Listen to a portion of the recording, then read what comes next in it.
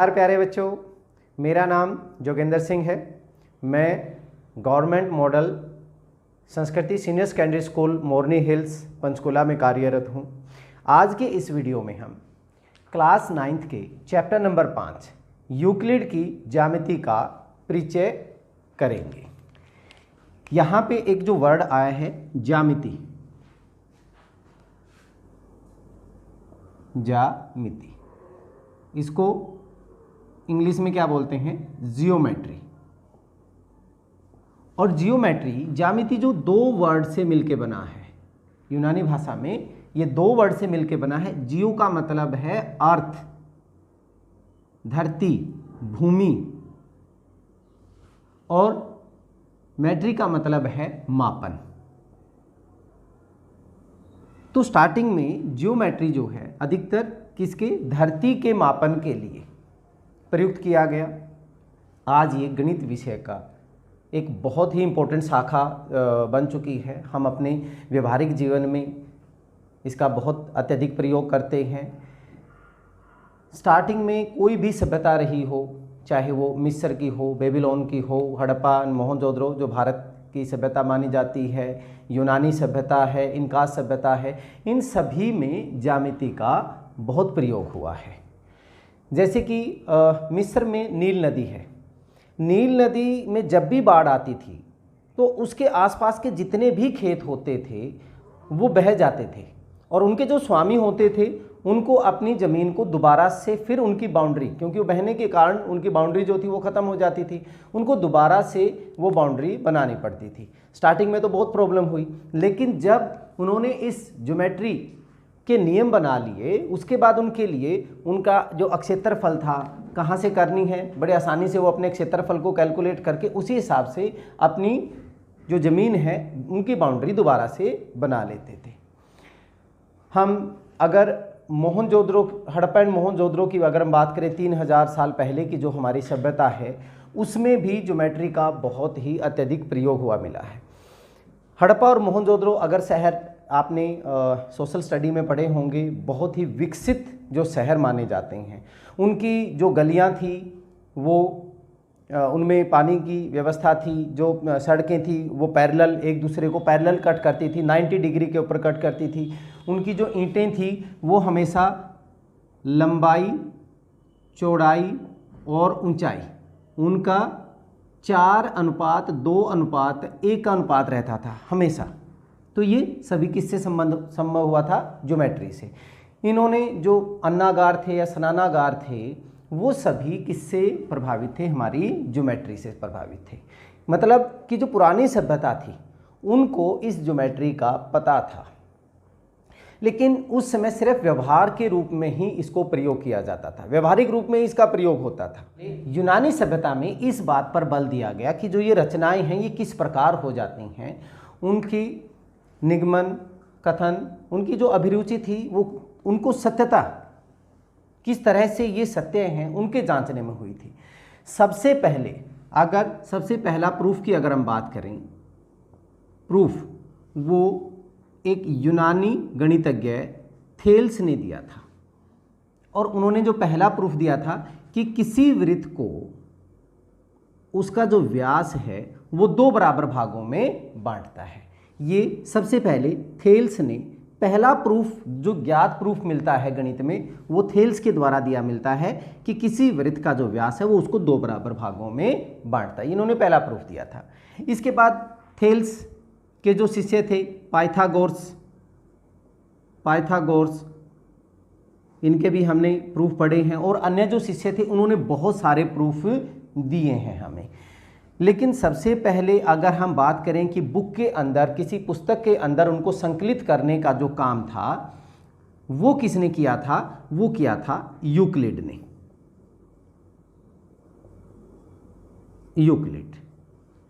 Euclid ने अपनी एक पुस्तक जिसका नाम था एलिमेंट्स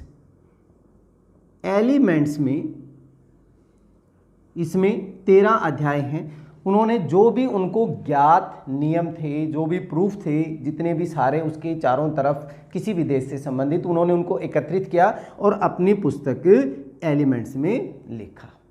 तो इसमें 13 अध्याय हैं और हर एक अध्याय को एक पुस्तक के रूप में हम मान सकते हैं। तो यहाँ पे हमने इन्हीं को जांचना है, इन्हीं को हमने पढ़ना है। यूक्लिड की जो ज्यामिति है, यहाँ पे इन्होंने कुछ परिभाषाएं दी हैं, अभिगृत दी हैं, अभिधारणाएं दी हैं। हम उनके बारे में ही अभी स्टडी करेंगे।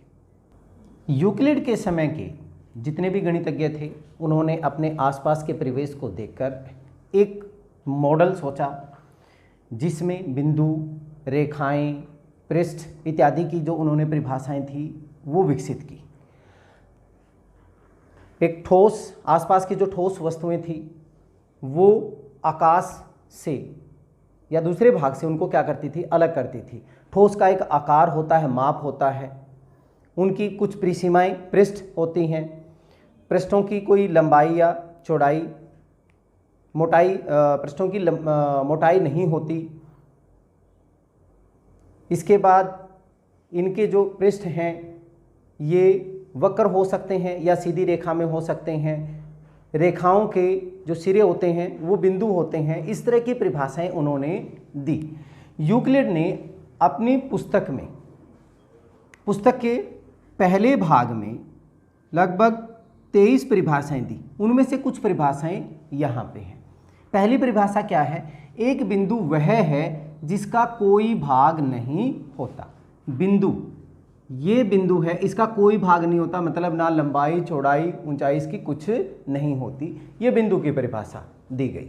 दूसरा, एक रेखा चौड़ाई रहित लंबाई होती है। अगर हम रेखा की बात करें तो ये चौड़ाई रहित, इसकी कोई चौड़ाई नहीं मापते, केवल क्या होती है, लंबाई होती है। तीसरी परिभाषा, एक रेखा के सिरे बिंदु होते हैं। अगर हम ये सिरा लें और ये सिरा लें तो यहाँ पे ये क्या बनेगा, दोनों क्या हैं, ये बिंदु हैं। एक सीधी रेखा एक ऐसी रेखा है जो समपर बिंदुओं के साथ सपाट रूप से स्थित होती है। ध्यान से अगर हम देखें, यहाँ पे भी बिंदु है, ये बिंदु है, यहाँ पे बहुत सारे बिंदु हैं। तो एक जो रेखा है वो समपर बिंदुओं के साथ सपाट रूप से स्थित होती है। ठीक है, बिंदुओं से मिलके ही बनी हुई है, बिंदुओं से मिलके ही ये हमारी क्या बनती है, रेखा बनती है। इसके बाद एक पृष्ठ वह है जिसकी केवल लंबाई और चौड़ाई होती है। पृष्ठ इस तरह का, जैसे हम अपने स्लेट की बात करें, कॉपी के पेज की बात करें या इस बोर्ड की बात करें, हमारे पास लंबाई है और चौड़ाई है। तो ये क्या कहलाता है, हमारा एक पृष्ठ कहलाता है। तो इसमें क्या होता है, एक पृष्ठ वह है जिसकी केवल लंबाई और चौड़ाई होती है, लंबाई और चौड़ाई होती है। पृष्ठ के किनारे रेखाएं होती हैं। अगर हम पृष्ठ के किनारों की बात करें, ये किनारा, ये क्या होगी, एक रेखा होगी, ये किनारा रेखा होगी, ये किनारा रेखा होगी, ये किनारा क्या है, रेखा है। तो पृष्ठ के किनारे क्या होते हैं, रेखाएं होती हैं। एक समतल पृष्ठ, जो ये है समतल पृष्ठ, ऐसा पृष्ठ है जो समपर सीधी रेखाओं के साथ सपाट रूप से स्थित होता है। ये रेखा है, अगर हम ऐसे करें तो ये सभी जो पृष्ठ है वो क्या है, इन रेखाओं के ऊपर ही तो सपाट रूप से क्या है, स्थित है। ठीक है, एक और चीज ध्यान दीजिए, यहाँ पे अगर हम बात करें ठोस से हमारे पास क्या होगा, पृष्ठ आएगा, पृष्ठ से हमारे पास रेखाएं होंगी, रेखाएं से किस पे आएंगे हम, बिंदु पे। यूनानी गणितज्ञों ने इसी को लेकर ये परिभाषाएं दी। ठोस, हर जब भी हम एक से दूसरे के ऊपर जाते हैं तो हम एक विमा डायमेंशन छोड़ देते हैं। ठोस की 3 होती हैं, 3 विमाएं होती हैं। पृष्ठ की कितनी होंगी, लंबाई और चौड़ाई, 2 विमाएं होंगी। इसके बाद रेखा की केवल हमने क्या बताया कि लंबाई है, तो इसकी केवल एक ही विमा है। और इसके बाद बिंदु की कोई भी विमा नहीं है। उन्होंने बोला था बिंदु वह है जिसका कोई भाग नहीं होता। तो जैसे जैसे हम ठोस से बिंदु की तरफ जाते हैं तो एक डायमेंशन को हम छोड़ देते हैं, एक विमा को हम छोड़ देते हैं। ठीक है, ये थी कुछ परिभाषाएं जो यूक्लिड ने अपनी पुस्तक एलिमेंट में लिखी। अब इसके बाद हम यूक्लिड द्वारा जो अभिगृत और अभिधारणाएं दी गई उनके बारे में स्टडी करते हैं। यूक्लिड ने जो हमने इससे पहले परिभाषाएं दी, वहाँ पे भी उन परिभाषाओं को भी और आगे समझने की ज़रूरत है। अगर हम जैसे बात करें, एक बिंदु, बिंदु की जो परिभाषा लिखी थी हमने कि बिंदु वह है जिसका कोई भाग हो, कोई भाग न हो। तो हम यहाँ पे हमें भाग की भी जरूरत होगी कि भाग की परिभाषा भी देने की, भाग क्या होता है। भाग को अगर हम कहें कि वह अक्षेत्र, फिर हमें उस अक्षेत्र की परिभाषा भी देनी पड़ेगी। तो ऐसे ही अक्षेत्र के लिए अगर हम कुछ और वर्ड यूज करेंगे तो उससे आगे उसकी परिभाषा देनी पड़ेगी। जैसे हम पृष्ठ के ऊपर बात करें, पृष्ठ की जो परिभाषा दी गई थी, एक पृष्ठ वह है जिसकी लंबाई और चौड़ाई होती है, तो लंबाई और चौड़ाई की परिभाषा भी हमें देनी पड़ेगी। तो ये एक चेन बन जाती है, एक श्रृंखला बन जाती है। तो उस समय के जो मैथमेटिशियन थे उन्होंने कुछ चीज़ों को अपरिभाषित रूप से सत्य मान लिया। यूक्लिड ने उन चीज़ों को अपरिभाषित रूप से सत्य मान लिया और वही चीज़ें उन्होंने दो भागों में बांटी। दो भागों में, एक अभिकृत और एक अभिधारणा, जिसको हम आगे पढ़ेंगे अभिधारणाएं। जो अभिधारणाएं हैं इनका डायरेक्ट रूप से जो संबंध है वो जो ज्योमेट्री से जो संबंधित है, सत्य जो चीज़ें हैं, ज्योमेट्री से संबंधित जो सत्य चीज़ें हैं उनसे रिलेटेड है। लेकिन अभिकृत जो हैं वो पूरे मैथ्स में किसी भी शाखा में सत्य के रूप में प्रयोग में होती हैं। तो हम यहाँ पे अभिकृत, अभिधारणा इसके बाद में पढ़ेंगे हम, पहले हमने परिभाषाएं पढ़ी थी। तो अभिकृत, यूक्लिड के अभिकृत क्या है? सत्य है ये, ठीक है। वे वस्तुएं जो एक ही वस्तु के बराबर हों, एक दूसरे के बराबर होती हैं। वे वस्तुएं जो एक ही वस्तु के बराबर हों, एक दूसरे के बराबर होती हैं। मान लीजिए मैंने तीन वस्तुएं ले ली, ए, एक्स और बी। मान लीजिए ए के पास भी 10 रुपये हैं, एक्स के पास भी 10 रुपये हैं, इस पे भी 10 हैं, इस पे भी 10 हैं, इस पे भी 10 हैं। यह वस्तुएं ए जो है वो एक्स के बराबर है और बी जो है वो भी एक्स के बराबर है। ए के पास 10, एक्स के पास 10, बी के पास भी 10। अगर ये इसके बराबर है, ये इसके बराबर है, तो ये आपस में भी ए जो है वो बी के बराबर होगी। तो वे वस्तुएं जो एक ही वस्तु के बराबर हैं आपस में भी परस्पर क्या होती हैं? बराबर होती हैं। तो ये सत्य हो गया। इसके बाद यदि बराबरों को बराबरों में जोड़ा जाए तो पूर्ण भी बराबर होता है। बराबरों को बराबरों में जोड़ा जाए, मान लीजिए ये 10 और 10 बराबर हैं, ठीक है। इनमें अगर हम बराबर, एक 5 जो है वो भी 5 के बराबर है, 10 10 के बराबर है, तो मैंने बराबर में बराबर जोड़ दिया, यहाँ पे मैंने 5 जोड़ दिया, यहाँ पे भी मैंने 5 जोड़ दिया। तो ये जो बना पूर्ण हमारा क्या आया? 15। ये भी कितना आया?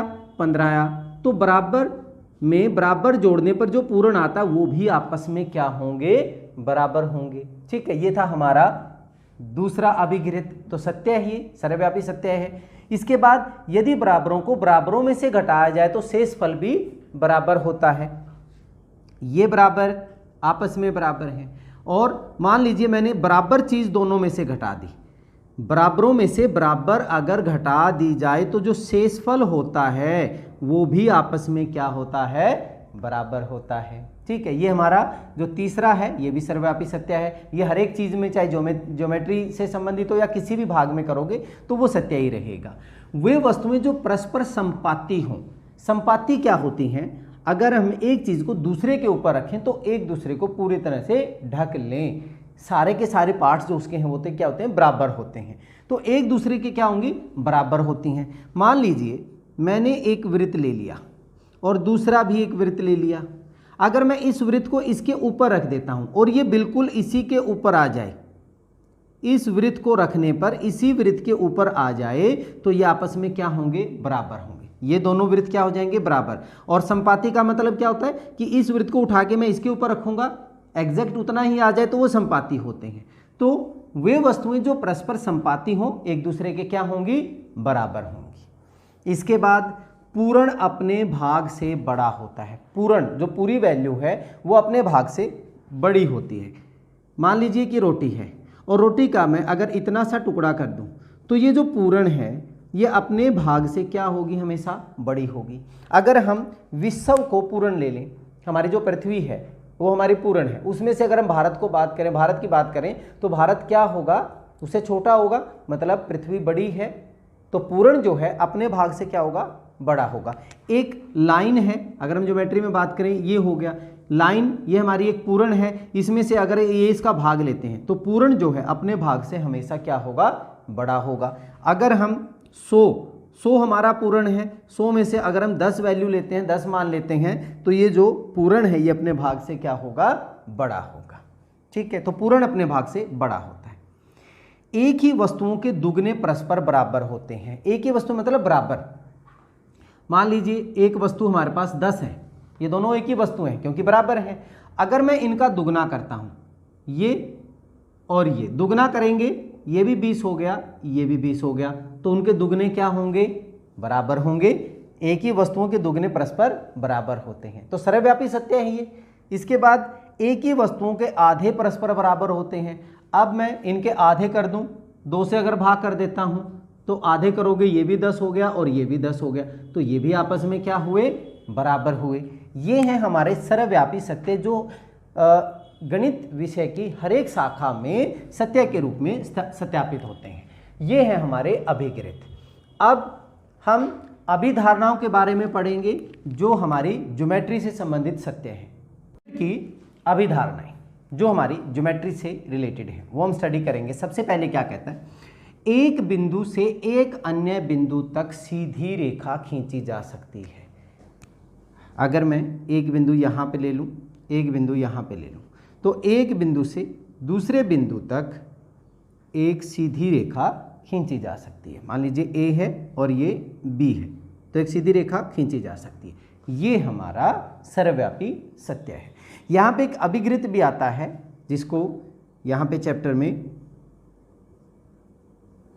अभिगृहित ज्योमेट्री से संबंधित 5.1 है कि दो बिंदुओं से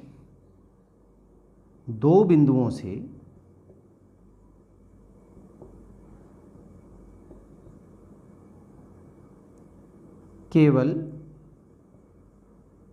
एक रेखा खींची जा सकती है।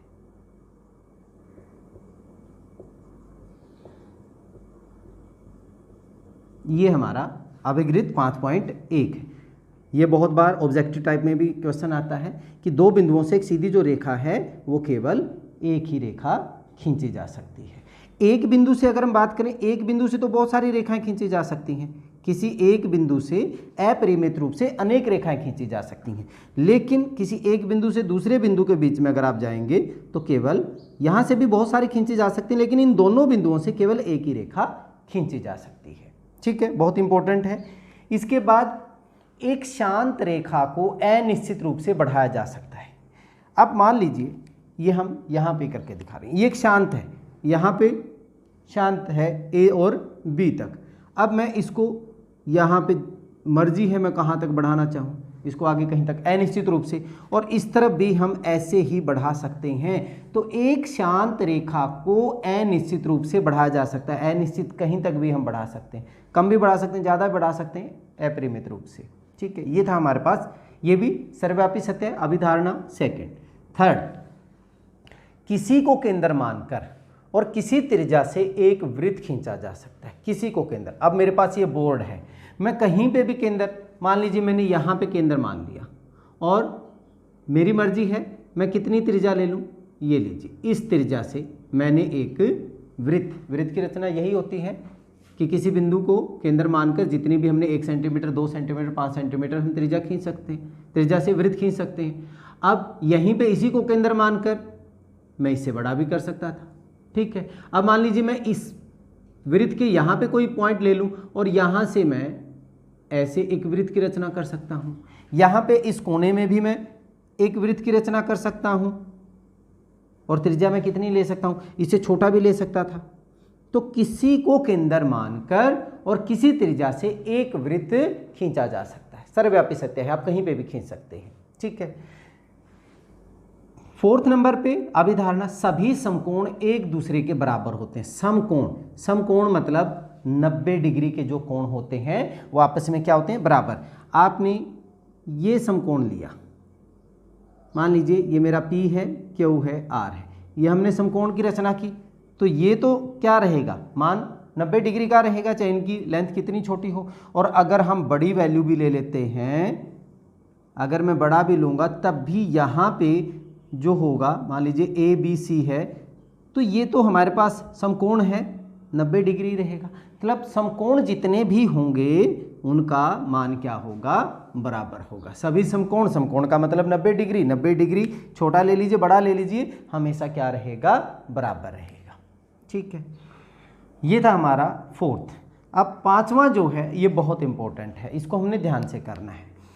यदि एक सीधी रेखा दो सीधी रेखाओं पर गिरकर, दो सीधी रेखाओं पर, मान लीजिए एक मेरे पास रेखा ऐसे है और दूसरी रेखा मेरे पास ऐसे है। ठीक है, दो रेखाएं, सीधी रेखाएं, एक सीधी रेखा इनके ऊपर गिरती है, एक सीधी रेखा दो सीधी रेखाओं पर गिरकर अपने एक ही ओर, या तो इस ओर या फिर इस ओर, दो अंतःकोण। अब अंतःकोण कौन से होंगे, देखिए जो अंदर वाले हैं ये अंतःकोण हैं या फिर ये वाले अंतःकोण हैं, ये बाह्य कोण कहलाते हैं, ये हमारे अंतःकोण। ये हम 6 चैप्टर में लाइन एंड एंगल्स, रेखाएं और कोण में हम ये कर चुके हैं। ठीक है, तो अंतःकोण रेखा के एक ही ओर, या तो हमारे पास मान लीजिए ये एक और दो कोण है या फिर 3 और 4 हैं। तो इस रेखा के अंतःकोण एक ही ओर 1 2 मिलेंगे, इस तरफ मिलेंगे 2, 3 और 4 मिलेंगे। एक ही ओर दो अंतःकोण इस प्रकार बनाए कि इन दोनों कोणों का योग मिलकर दो समकोणों से कम होता है। दो समकोण मतलब 90 प्लस 90, दो समकोण का मतलब कितना हो गया, 180 डिग्री। 180 डिग्री से कम हो तो वे दोनों सीधी रेखाएं अनिश्चित रूप से बढ़ाए जाने पर उसी ओर मिलती हैं जिस ओर यह योग दो समकोण से कम होता है। जब आप मेजरमेंट करेंगे, कोण 1 और कोण 2 को जोड़ेंगे, कोण 3 और कोण 4 को जोड़ेंगे। मान लीजिए हमारे पास कोण 1 और कोण 2 जो है वो 180 से कम हुआ, 1 और 2 90 डिग्री से छोटा हमें लग रहा है न्यून कोण है, यहाँ से देखने से ही पता चल रहा है ये न्यून कोण है, ये हमारा अधिक कोण है। तो जिस ओर इन दोनों का जोड़ 180 डिग्री से कम है, इस तरफ इन रेखाओं को बढ़ा दीजिए। इस तरफ कम है तो इन रेखाओं को बढ़ा दीजिए, ये बढ़ा दिया हमने, इसको बढ़ा दिया। तो अनिश्चित रूप से बढ़ाने पर कहीं ना कहीं ये एक दूसरे को क्या होंगी, उस ओर मिलेंगी, काटेंगी, इंटरसेक्ट करेंगी। फिर समझिए, क्योंकि बहुत इंपॉर्टेंट है, ये कह रहा है कि एक सीधी रेखा दो अन्य रेखाओं पर गिरकर अपने एक ही ओर अंतःकोण, 1 और 2 अंतःकोण हो गए, 3 और 4 का जो जोड़ होगा ना वो 180 से ज्यादा है, तो 1 और 2 इन दोनों कोणों का योग मिलकर दो समकोणों से कम है, 1 + 2 180 से कम है। तो इन रेखाओं को इसी तरफ अगर आप बढ़ाओगे तो एक दूसरे को क्या करेंगे, डेफिनेटली काटेंगे। अगर ये 180 हो, अगर ये 180 हो, इनका जोड़ जो है वो 180 हो, तो आप इनको जितना मर्जी इधर इधर, क्योंकि इधर भी फिर 180 रहेगा, इनको बढ़ा लीजिए, ये हमें क्या देंगी, समानांतर रेखाओं की परिभाषाएं दे देंगी, क्योंकि दो ही हैं, या तो 180 से कम होगा या 180 से ज़्यादा होगा या 180 के बराबर होगा। अगर 180 से कम है तो इधर काटने पर क्या करेंगी, इधर बढ़ाने पर एक दूसरे को काटेंगी, इधर करेंगे तो ये एक दूसरे से दूर होती जाएंगी। लेकिन अगर इन दोनों का कोण का योग 180 है तो वो समानांतर रूप से, जैसे रेल की पटरियां होती हैं, आप उनको कहीं तक भी लेके जाएंगे वो एक दूसरे को नहीं काटेंगी, उनका जोड़ जो रहेगा वो कितना रहेगा, 180 रहेगा। ये थी हमारी यूक्लिड की अभिधारणाएं। तो हमने परिभाषाएं, अभिगृहित और अभिधारणाएं पढ़ी हैं। चलिए यहाँ पे एक प्रमेय 5.1 है, उसको भी स्टडी कर लेते हैं। 5.1 थ्योरम 5.1 क्या कहती है, दो भिन्न रेखाओं में एक से अधिक बिंदु उभयनिष्ठ नहीं हो सकता। मान लीजिए हमारे पास माना L और M दो रेखाएं हैं, हमारे पास L और M दो रेखाएं हैं। अब हमें यह सिद्ध करना है कि उभयनिष्ठ जो बिंदु होगा एक ही होगा। मान लेते हैं मान लेते हैं कि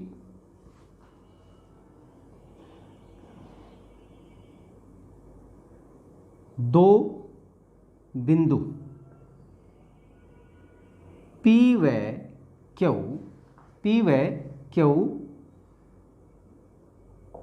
उभयनिष्ठ बिंदु है, उभयनिष्ठ बिंदु है। हमने ये मान लिया कि L और M दोनों रेखाओं पर P और Q जो हैं वो उभयनिष्ठ बिंदु हैं, मतलब वो L पे भी हैं और M पे भी हैं। P और Q L पे भी हैं और M पे भी हैं। अब P व Q से देखिए दो अलग अलग बिंदु हैं। अगर ये अलग अलग बिंदु हैं P व Q से दो रेखाएं L और M, क्योंकि उभयनिष्ठ हैं, उन पे L व M गुजरती है। अगर वो उभयनिष्ठ हैं, P जो है L पे भी होगा M पे भी होगा, Q जो है L पे भी होगा और M पे भी होगा, क्योंकि उभयनिष्ठ हो गया। तो P व Q से दो रेखाएं L व M गुजरती हैं, लेकिन यह अभिगृहित 5.1 के विरुद्ध है, जो जिसके अनुसार दो भिन्न बिंदुओं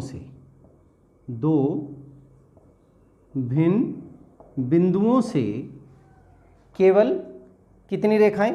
एक। दो भिन्न बिंदुओं से केवल एक रेखा गुजर सकती है, केवल एक रेखा गुजर सकती है। ये हमारे पास L हो गई, दूसरा हमारे पास M हो गई। तो इनका जो उभयनिष्ठ बिंदु है केवल या तो P हो या फिर Q हो, या फिर P व Q, यहाँ पे ये हम कह सकते हैं, यहाँ P व Q एक ही बिंदु